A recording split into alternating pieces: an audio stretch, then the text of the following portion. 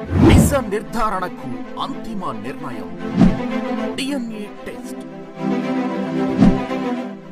ఉన్నది ఉన్నట్లుగా వాస్తవాలను శోధించి వివరించేది మన డిఎన్ఏ టీవీ. మన రాష్ట్రం, మన ఛానల్. నమస్కారం, డిఎన్ఏ న్యూస్ కి స్వాగతం. ముందుగా ముఖ్యాంశాలు. దావోస్ లో ప్రపంచ ఆర్థిక సదస్సులో పాల్గొనేందుకు వెళ్లిన తెలుగు రాష్ట్రాల సీఎంలు చంద్రబాబు, రేవంత్ రెడ్డి. స్విట్జర్లాండ్లోని బారిచ్ ఎయిర్పోర్ట్ లో కలుసుకున్న వైనం. ఇరు రాష్ట్రాల పెట్టుబడులపై ముచ్చటించనున్న ముఖ్యమంత్రులు.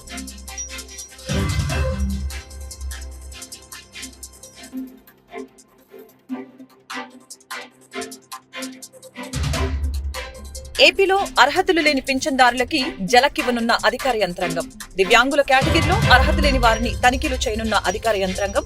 ఏపీలో ఫిబ్రవరి 1 నుంచి వాళ్ళందరికీ పింఛన్లు కట్ చేయనున్న ప్రభుత్వం. దావోస్ లో ప్రపంచ ఆర్థిక సదస్సులో పాల్గొనేందుకు వెళ్లిన తెలుగు రాష్ట్రాల సీఎంలు స్విట్జర్లాండ్లోని జ్యూరిచ్ ఎయిర్పోర్ట్ లో కలుసుకున్నారు. AP CM Chandrababu, Telangana CM Revanth Reddy అక్కడ కాసేపు ముచ్చటించుకున్నారు. రేవంత్ రెడ్డి వెంట తెలంగాణ ఐటీ మంత్రి శ్రీధర్ బాబు ఉన్నారు. మరొక వైపు జ్యూరిచ్ చేరుకున్న సీఎం చంద్రబాబు బృందానికి ఎయిర్పోర్ట్ లో యూరప్ తెలుగుదేశం పార్టీ ఫోరం సభ్యులు, ఎన్ఆర్ఏలు ఘన స్వాగతం పలికారు. చంద్రబాబు వెంట కేంద్ర మంత్రి రామ్మోహన్ నాయుడు, రాష్ట్ర మంత్రులు నారా లోకేష్, టీజీ భారత్ అధికారులు ఉన్నారు. చంద్రబాబు, లోకేష్ తో ఎన్ఆర్ఏ తెలుగుదేశం పార్టీ నేతలు ఫోటోలు దిగారు. నేడు జ్యూరిచ్ లో పెట్టుబడిదారులతో సీఎం చంద్రబాబు బృందం సమావేశం కానుంది. ఏపీలో అర్హతలు లేకుండానే పింఛన్లు తీసుకుంటున్న వారిని ఏరివేసేందుకు అధికార యంత్రాంగం తనిఖీలు చేపట్టింది. దివ్యాంగుల కేటగిరీలో అర్హత లేని వారిని గుర్తించి ఏపీలో ఫిబ్రవరి 1 నుంచి వాళ్ళందరికీ పింఛన్లు కట్ చేయనుంది. అన్ని అర్హతలు ఉన్న కొత్త పెన్షన్లు మంజూరు చేయడం లేదని సిపిఎం కార్పొరేటర్ బి సత్యబాబు ఆధ్వర్యంలో కలెక్టర్ కార్యాలయం వద్ద నిరసన కార్యక్రమం చేపట్టారు. ఈ సందర్భంగా సత్యబాబు మాట్లాడుతూ తక్షణమే రాష్ట్ర ప్రభుత్వం పెన్షన్లు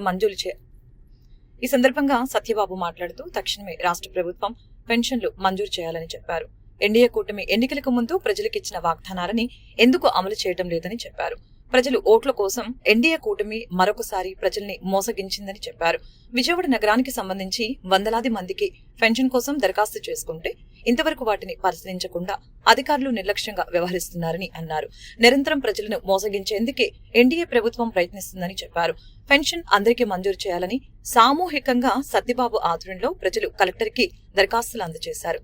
అన్ని అర్హతలు ఉన్న వారికి తక్షణమే పెన్షన్ మంజూరు చేయాలని, లేకపోతే భవిష్యత్తులో ఆందోళన కార్యక్రమం చేపడతామని హెచ్చరించారు. తెలుగుదేశం పార్టీ పశ్చిమ నియోజకవర్గ మైనార్టీ నాయకులు షేక్ ఫతవుల్లా మీడియాతో మాట్లాడారు. యువగలం పేరుతో తెలుగుదేశం పార్టీకి ఊపిరిపోసిన యువ నాయకుడు, ప్రస్తుత ఐటీ శాఖ మంత్రి నారా లోకేష్. 1 కోటి మందికి పైగా తెలుగుదేశం పార్టీ సభ్యత్వాలు తీసుకున్నారంటే నారా లోకేష్ పై భరోసాతోనే జరిగింది. తండ్రికి తగ్గ తనయుడు నారా లోకేష్ అని రాష్ట్ర ప్రజలు, యువకులు యుక్త కంఠంతో కోరుతున్నారని చెప్పారు. ఆనాటి మహానాయకుడు ఎన్టీఆర్ కోసం, ఆయన పర్యటన కోసం ఎలా వందలాది మంది వచ్చారో అలాగే యువనేత నారా లోకేష్ యువగలం పాదయాత్ర కోసం జనం తరలి వచ్చారని తెలియజేశారు. తెలుగుదేశం పార్టీ వ్యవస్థాపకులు అన్న నందమూరి తారక రామారావు గారు తెలుగుదేశం పార్టీ పెట్టిన కేవలం 9 నెలల్లో ఏ విధముగా అయితే తెలుగుదేశం పార్టీని అధికారంలో తెచ్చారో అలాగే అదే చరిష్మా, అదే నాయకత్వంతో నారా లోకేష్ గారు కూడా సుదీర్ఘ వేల కిలోమీటర్ల పాదయాత్ర చేసి ప్రజల సమస్యలు తెలుసుకొని తెలుగుదేశం పార్టీని అధికారంలో రావడానికి తోడ్పడిన నాయకుడు.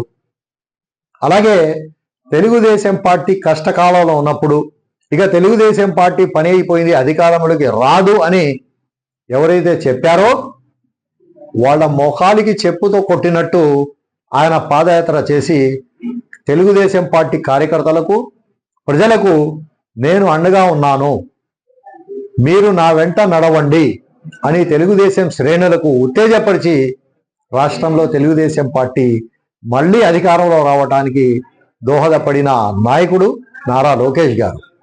కాబట్టి మేము నారా లోకేష్ గారికి ఉప ముఖ్యమంత్రి పదవి ఇవ్వాలని మేము ముఖ్యమంత్రి నారా చంద్రబాబు నాయుడు గారికి మేము కోరుకుంటున్నాం. ఎందుకంటే ప్రజల సమస్యలు క్షుణ్ణంగా పరిశీలించి తెలుసుకున్న నాయకుడు నారా లోకేష్ గారు. కాబట్టి రేపు ఆయన ఉప ముఖ్యమంత్రి అయితే ప్రజల సమస్యలన్నీ ఇంకా ఎక్కువ సమస్యలు ఎక్కువ పార్టీకి కానీ ప్రజలకు కానీ లాభం ఏది కాబట్టి మేము నారా లోకేష్ గారిని ఉప ముఖ్యమంత్రిగా పెట్టాలని కోరుతున్నాం. ఎందుకంటే ఏమిటి, ఏదైతే తెలుగుదేశం కార్యకర్తలకు సామాన్య ప్రజలకు వాళ్ళు ఏదైతే వేధించారో వైసీపీ వాళ్ళు, ఎవరు వేధించారు ఏదనేది దాంట్లో ఆయన రాసుకున్నారు. దానికి అనుగుణంగా ఎవరైతే దౌర్జన్యములు చేశారో, ఎక్కడ దౌర్జన్యం జరిగిన తర్వాత కేసులే పెట్టలేదో అటువంటి పరిస్థితి ఎక్కడ ఉందో ఆ రెడ్ బుక్ లో ఆయన రాసుకున్నారు. దాని ప్రకారం ఆయన చర్యలు తీసుకుంటారు. మరి రాష్ట్రం అంతా కూడా, రాష్ట్రంలో ఉన్న మహిళలే కాదు పురుషులే కాదు 5 కోట్ల మంది ప్రజలంతా కూడా ఒకే ఆకాంక్ష మీద ఉన్నారు. అది ఏంటంటే యువ నాయకుడు నారా లోకేష్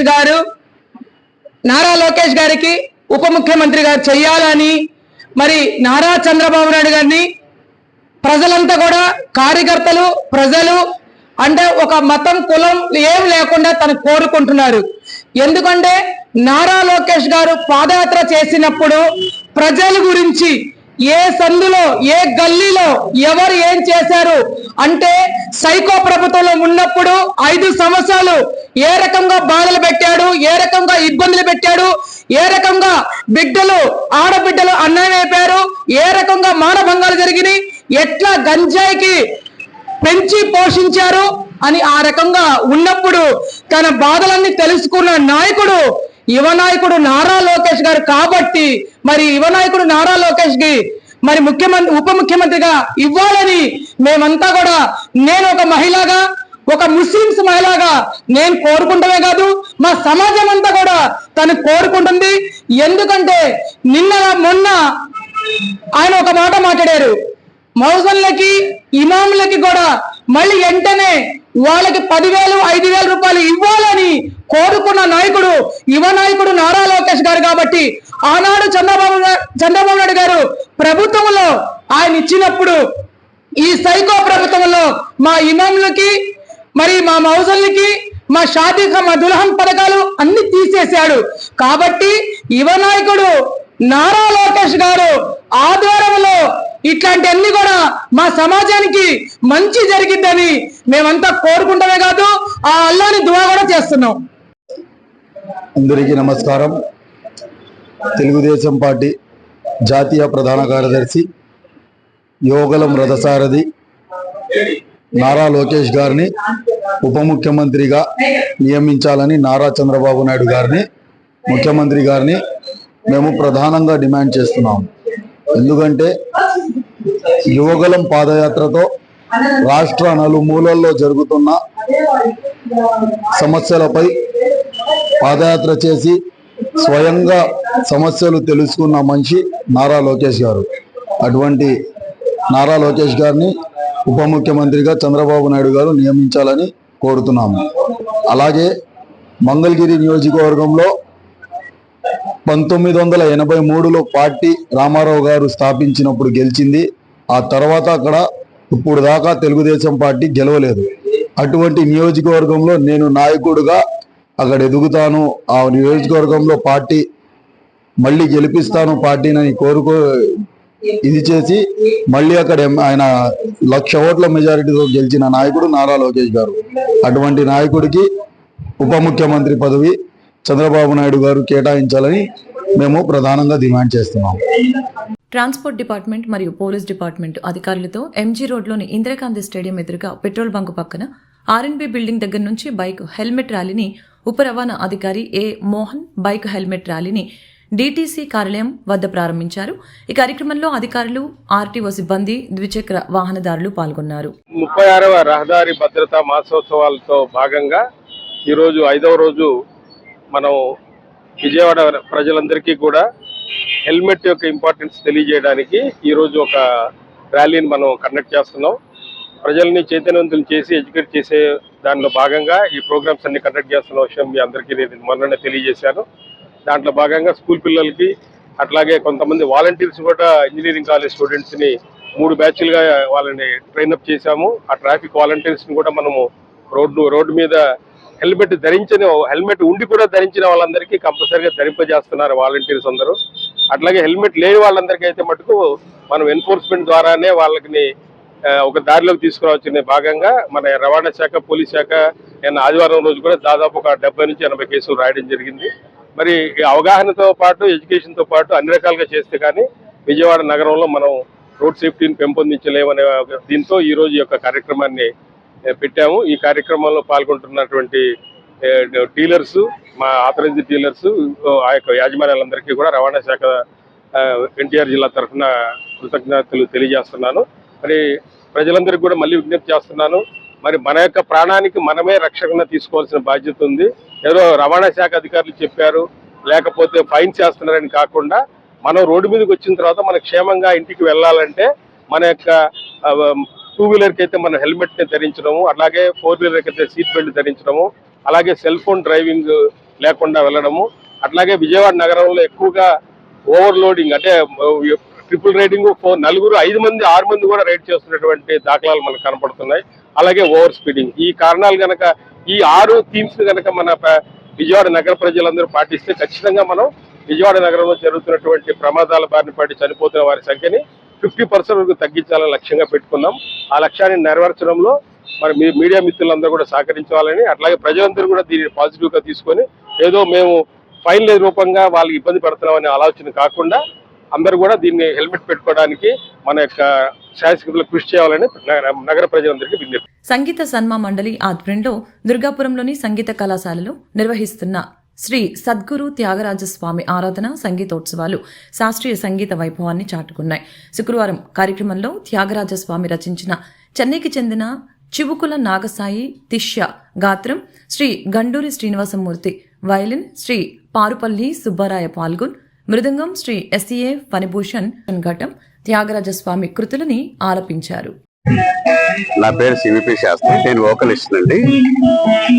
ఈ సద్గురు శ్రీ త్యాగరాజస్వామి వారి ఉత్సవాలు సంగీత సన్మండలి ద్వారా 1994 అంటే సుమారుగా 30 సంవత్సరాల నుంచి ఏకధాటిగా చక్కగా జరుగుతున్నాయి. మనకి తిరువాయూరులో ఏ విధంగా అయితే త్యాగ బ్రహ్మోత్సవాలు నడుస్తాయో అదే విధంగా ఇక్కడ కూడా ఎంతో వైభవంగా జరుగుతూ ఉన్నాయి. కొన్ని వందల మంది కళాకారులు దేశ విదేశాల నుంచి కూడా ఇందులో వచ్చి పార్టిసిపేట్ చేస్తున్నారు.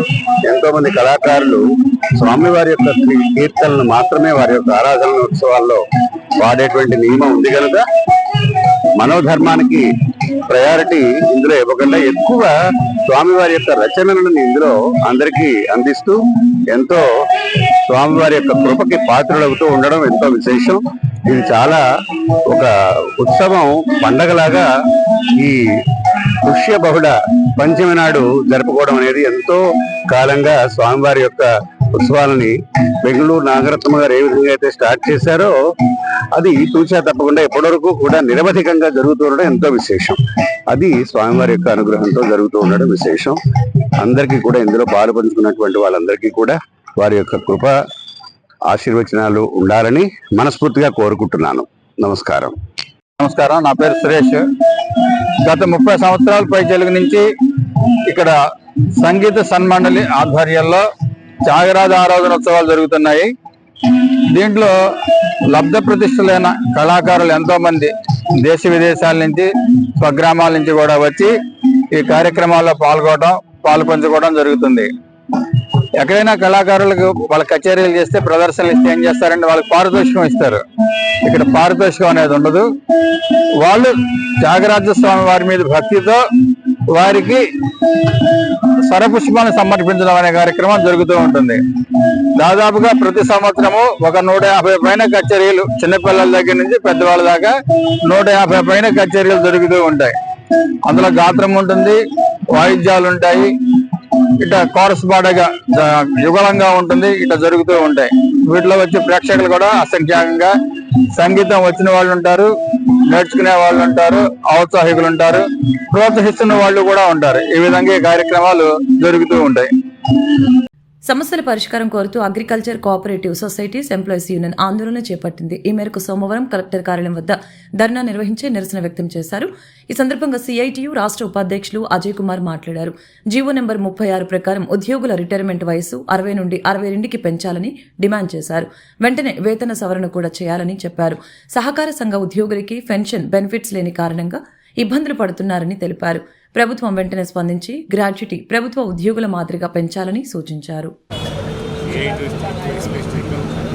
AP state agriculture cooperative societies employees union honorary president.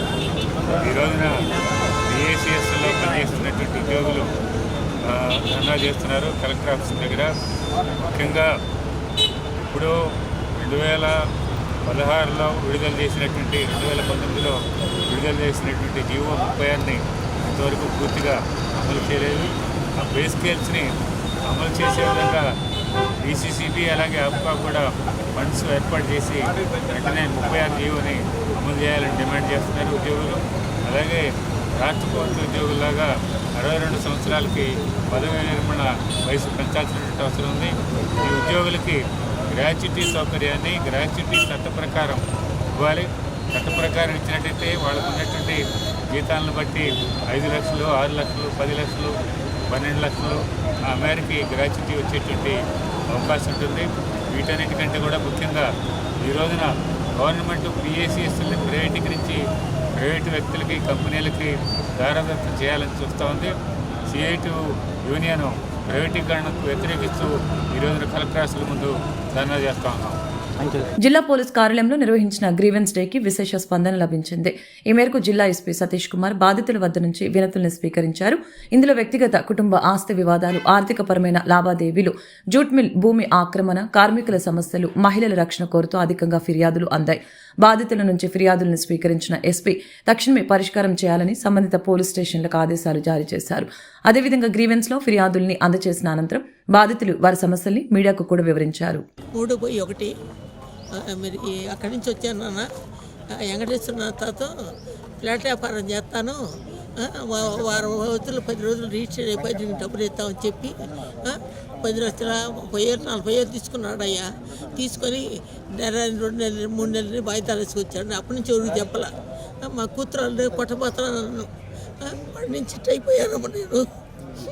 ఎవరు అతను తీసుకున్న అతని పేరేంటి? వెంకటేశ్వర్లు. ఎక్కడ ఉంటాడు అతను?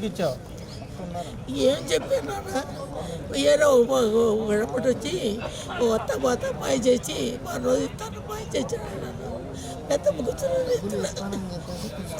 మా కూతురు ఎప్పుడైనా వాడు పనులు కట్టుకుని పెడితే ఇప్పించాడమ్మా. ఈ పని చేశాడు వాడు. అదే వాడు చీయకాడికి పోయి రాపించాడు ఒక లైన్ పెట్టి. ఆ డబ్బులు మాకు వేసాడు. చీయ డబ్బులు ఇక్కడ వస్తాడు అని చెప్పి చీయకాడికి పోతే మా మనవడు చెప్పే వాడు పోతే చీయ ఏమంటాడు, మేము కేసు బుక్ చేస్తా, వాడిని అడగొద్దు, వాడిని చేయొద్దు, వాడి కాడికి పోవద్దు, వాడు ఇచ్చినప్పుడు తీసుకోమని చీయ గారు ఆయన రచించాడు. అయ్యో ఏసీ అయ్యా మీరు ఇద్దరు ఇచ్చి చెప్పాలి కదా. చెప్పాడు ఏం తెచ్చావు, ఏం తెచ్చావు, ఎందుకమ్మని అడగాలి కదా. అతను రాసి నా మనోడు పోతే కేసు పెడతామను, మీకేమైనా కేసు బుక్ చేస్తానని చెబుతున్నాడమ్మా చీయగారు. నీకు ఎంత రావాలా? 10 లక్షలు 30,000 రావాలయ్యా. ఎంతయ్యా ఎంత చెప్పాడమ్మా? ఎంత ఒకటి చెప్పింది? 10 లక్షలు 40,000. కలెక్టర్ కార్యాలయంలో నిర్వహించిన గ్రీవెన్స్ డేకి ఫిర్యాదుదారులు పెద్ద సంఖ్యలో తరలివచ్చారు. ఈ మేరకు collector Nagalakshmi, joint collector Bhargav Teja, ఇతర అధికారులు ప్రజల వద్ద నుంచి ఫిర్యాదులు స్వీకరించారు. ఇందులో ప్రధానంగా పింఛన్లు, రేషన్ కార్డులు, భూముల సర్వే, భూ ఆక్రమణలు, లాయర్లపైన జరుగుతున్న దాడులు, అధికారుల నిర్లక్ష్యంపై అధికంగా ఫిర్యాదులు అందాయి. ప్రజల నుంచి ఫిర్యాదులను స్వీకరించిన అధికారులు తక్షణమే పరిష్కారం చేయాలని సంబంధిత శాఖలకు ఆదేశాలు జారీ చేశారు. అదేవిధంగా గ్రీవెన్స్ లో ఫిర్యాదులను అందజేసిన బాధితులు వారి సమస్యల్ని మీడియాకు వెల్లడించారు. మిత్రులారా, జిల్లా కలెక్టర్ గారు డిస్ట్రిక్ట్ మ్యాజిస్ట్రేట్ హోదాలో కూడా పనిచేస్తూ ఉంటారు. అందుచేత గుంటూరు న్యాయవాదుల సంఘం తరఫున ఈ రోజున ఒక మెమరాండం పొందూరు న్యాయవాది ప్రకాశ్రావు మీద జరిగినటువంటి పోలీసు కస్టోడియల్ టార్చర్ అంటారు. అంటే పోలీస్ స్టేషన్లో కస్టడీలోకి తీసుకున్న తర్వాత పోలీసులు చేసేటటువంటి హింసని కస్టోడియల్ టార్చర్ అంటారు. ఇది కస్టోడియల్ టార్చర్గా కూడా ఈ కేసులు నమోదు చేయవలసిన అవసరం ఉంది. అలా చేయకపోగా మరి పోలీసులు ఉన్నతాధికారులు మా పోలీస్ ఆఫీసర్లు మేము సంరక్షించుకుంటామంటే మరి చట్టాన్ని సంరక్షించేది ఎవరు? పోలీసు ఉన్నదే లా అండ్ ఆర్డర్, చట్టాన్ని సంరక్షించాలి. చట్టాన్ని సంరక్షించవలసిన పోలీసులు పోలీస్ స్టేషన్లో టార్చర్ చేస్తూ ఉంటే, కస్టోడియల్ టార్చర్ చేస్తూ ఉంటే, న్యాయవాదులకే టార్చర్ చేస్తే ఇక న్యాయవాదులు సామాన్యమైన ప్రజల హక్కుల్ని ఏమి కాపాడుతారు? ఇవాళ న్యాయవాదులు చేసే ఆందోళన కేవలం న్యాయవాదుల కోసం మాత్రమే కాదని మనం చేస్తూ ఉన్నాం. ఇది దేశంలో కానీ జిల్లాలో కానీ జరిగేటటువంటి పోలీసు అట్రాసిటీస్కి వ్యతిరేకంగా ప్రజలకు రక్షణ కల్పించాలన్న లక్ష్యం కూడా న్యాయవాదులు చేసే ఆందోళనలో ఉన్నదని ప్రజలందరూ కూడా గమనించవలసిందిగా కోరుతున్నాము. ప్రజలకు కూడా మేము విజ్ఞప్తి చేస్తూ ఉన్నాము. బుడమేరు వాగు వరదల సమయంలో నగరపాలక సంస్థ నిధుల్ని కమిషనర్ పులి శ్రీనివాసులు ఖర్చు చేసిన విషయంపై బహిరంగ చర్చకు రావాలని మేయర్ కావటి మనోహర్ నాయుడు సవాల్ విసిరారు. ఈ మేరకు సోమవారం డిప్యూటీ మేయర్ డైమండ్ బాబు వైసీపీ కార్పొరేటర్లతో కలిసి కలెక్టర్ నాగలక్ష్మిని కలిసి ఫిర్యాదు చేశారు. కలెక్టర్తో భేటీ అనంతరం మేయర్ డిప్యూటీ మేయర్ మీడియాతో మాట్లాడారు.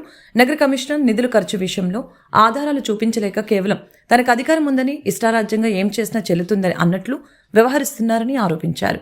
కమిషనర్ చేస్తున్న ఆరోపణలకి తమ దగ్గర స్పష్టమైన ఆధారాలు ఉన్నాయని చెప్పారు. బహిరంగ చర్చకు ఎప్పుడు పిలిచినా తాము చేసిన ఆరోపణలపైన కూడా ఆధారాలతో సహా నిరూపిస్తామని చెప్పారు. ఆధారాలు చూపలేని పక్షంలో ఎటువంటి చర్యలు తీసుకున్నా కట్టుబడి ఉంటామని వారు వెల్లడించారు. డేట్ ఆయన ఇంకో గంటలో రమ్మని మేము వచ్చేస్తాం. డేట్ కాదు కాదబ్బా, ఇప్పుడు నా దగ్గర ఆధారాల నుండి చూపించమంటున్నాడు. ఐఏఎస్ ఆఫీసర్గా 9,23,00,000 ఖర్చు పెట్టిన వ్యక్తి ఆయన ప్రజలకు జవాబు చెప్పాలి. ఆయన చిత్తశుద్ధి ఏంటి? ఇదిగో 9,23,00,000 రూపాయలు నేను పర్ఫెక్ట్గా డిస్ట్రిబ్యూషన్ అయింది, ఎక్కడా తప్పు చేయలేదు. నేను ఎవరు చూపించుకోవాలి? ఆయన చూపించుకోవాలి. మేము అడుగుతున్న ప్రశ్నలకు ఆన్సర్ ఎవరు చెప్పాలి? ఆయన చెప్పాలి. ఆయన పబ్లిక్ సర్వెంట్, ప్రతి పైసాకి లెక్క చెప్పాల్సింది ఆయన. రిప్రజెంటేటివ్స్ మేము, ప్రజల తరఫున మాట్లాడుతున్నాం మేము. నీ చిత్తశుద్ధి నిరూపి. ఇప్పుడు 100 అంశాలు ఉన్నాయి, 100 అంశాలు మేము మాట్లాడలేదు కదా, కొన్ని అంశాలు ఎత్తాము, దాన్ని ప్రూవ్ చేసుకోమనండి. చెప్పు.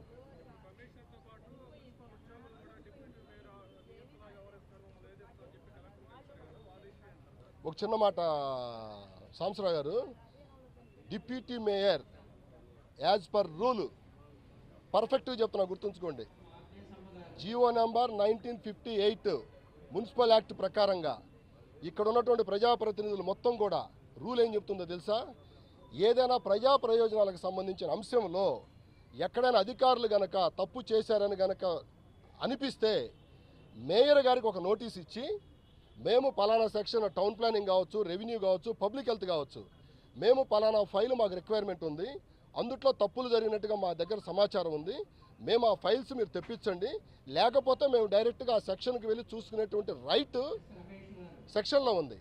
ఈ సెక్షన్ ప్రకారం కనుక కార్పొరేటర్లు మొత్తం కనుక వెళితే పరిస్థితులు ఇంకో రకంగా ఉంటాయి. మేము అధికారులకు ఎంత సహకరిస్తున్నామంటే, ఆ అధికారికి సంబంధించిన ప్రతి అధికారికి, ఇప్పుడు కమిషనర్ గారు చెప్పారు, ఆల్ సెక్షన్స్లో ఉన్న ఏ అధికారినైనా సరే డిప్యూటీ మేయర్ గారు రూలుకు సంబంధించి కానీ ప్రజా ప్రయోజనాలకు సంబంధించినటువంటి ఫైల్స్ విషయం తప్పనిచ్చి ఏ ఒక్క మాట కూడా నోట్లోంచి ఒక్క పదం కూడా నేను ఎప్పుడు కూడా మాట్లాడలేదు. ఆయన ఇవాళ కనుక పలానా అధికారి మమ్మల్ని పిలిచి బెదిరించాడు, మమ్మల్ని పిలిచి బ్లాక్మెయిల్ చేశాడు, లేకపోతే మమ్మల్ని ఇట్లా ఇబ్బంది పెట్టాడని చెప్పి చెప్పనండి. నేను అధికారితో ఏం మాట్లాడానో, ఆ అధికారి నేను ఇద్దరు ఏం మాట్లాడుకున్నా కూడా స్పష్టంగా ఎవిడెన్స్ తీస్తా. ఎందుకంటే ఛాంబర్కి ఎందుకు పిలిపిస్తామంటే, అధికారులు మేమందరం కూడా అసోసియేట్ అయ్యి ప్రజలకు సేవ చేయాలి. అందుకని ఏం చేస్తాము, మేము డైరెక్ట్ సెక్షన్లోకి వెళ్తే వాళ్ళు ఇబ్బంది పడే పరిస్థితులు కొన్ని ఉంటాయి. ఆ ఫైల్స్, రికార్డులు అవన్నీ నగరపాలక సంస్థ గురించి మీకు తెలియదేం కాదు, అవన్నీ కూడా వాళ్ళ దగ్గర కొన్ని ఉండవు, ఇప్పటికీ చాలా లేవు. అందుకని టైం ఇస్తాము. ఎందుకు? పలానా ఫైలు పలానా ప్రజా ప్రయోజనాల మీద కావాలని. అట్లా ఇప్పుడు మేము బుడమేరు దాని గురించి అడిగాం, టౌన్ ప్లానింగ్ గురించి అడిగాం. టౌన్ ప్లానింగ్ గురించి అడిగితే కూడా ఇప్పటికీ సమాధానం రానటువంటి అంశాలు బొచ్చెడు ఉన్నాయి. ఇవాళ మీకు ఇంకోటి చెప్తున్నాము, బుడమేరు సెప్టెంబర్ 9వ తారీఖుతో అయిపోయింది. సెప్టెంబర్ 18వ తారీఖు మేయర్ గారికి ఒక లెటర్ పెట్టాను నేను, కమిషనర్ గారికి ఒక లెటర్ పెట్టా, అఫీషియల్ లెటర్ ఇది. ఏమని పెట్టాను నేను? రాష్ట్ర వ్యాప్తంగా జరిగినటువంటి వరదల్లో ప్రజల యొక్క ఆస్తి నష్టాలు చాలా జరిగినాయి, ప్రాణ నష్టాలు జరిగినాయి, అలానే గుంటూరు కూడా చాలా నష్టపోయింది. దీని మీద రూల్ నెంబర్ సో ప్రకారంగా స్పెషల్ మీటింగ్ కండక్ట్ చేయండి, ఇది చేయాల్సినటువంటి అవసరం ఉందని చెప్పి 18/9/2024వ తారీఖు నేను పెట్టాను. నేను పెడితే కమిషనర్ గారు దానికి సంబంధించి పర్సనల్గా వెళ్ళి అడిగాను నేను. ఆ అంశాల్లో బుడమేరు కూడా వచ్చిద్దనే ఉద్దేశంతో, ఎంత ఖర్చు పెట్టామో బయటకు వస్తానే ఉద్దేశంతో ఆయన ఈ రోజు వరకు ఆ మీటింగే కండక్ట్ చేయలేదు. ఇవాళ మేము మాట్లాడే ప్రతి మాటకు మేము కట్టుబడి ఉన్నాం. ఏ అధికారి అయినా సరే ఈవెందో. వార్త ముగించే ముందు ముఖ్యాంశాలు మరొకసారి. దావోస్ లో ప్రపంచ ఆర్థిక సదస్సులో పాల్గొనేందుకు వెళ్లిన తెలుగు రాష్ట్రాల సీఎంలు చంద్రబాబు, రేవంత్ రెడ్డి స్విట్జర్లాండ్ లోని బ్యారిజ్ ఎయిర్పోర్ట్ లో కలుసుకున్న వైనం ఇరు రాష్ట్రాల పెట్టుబడులపై ముచ్చటించనున్న ముఖ్యమంత్రులు.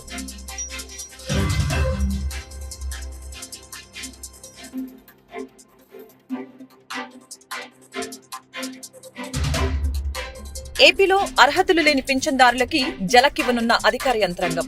దివ్యాంగుల కేటగిరీలో అర్హత లేని వారిని తనిఖీలు చేయనున్న అధికార యంత్రాంగం. ఏపీలో ఫిబ్రవరి 1 నుంచి వాళ్ళందరికీ పింఛన్లు కట్ చేయనున్న ప్రభుత్వం. ఈ వార్తలు ఇంతతో సమాప్తం. మరొక బులెటిన్ మళ్ళీ కలుద్దాం. నమస్కారం. నిజ నిర్ధారణకు అంతిమ నిర్ణయం DNA టెస్ట్.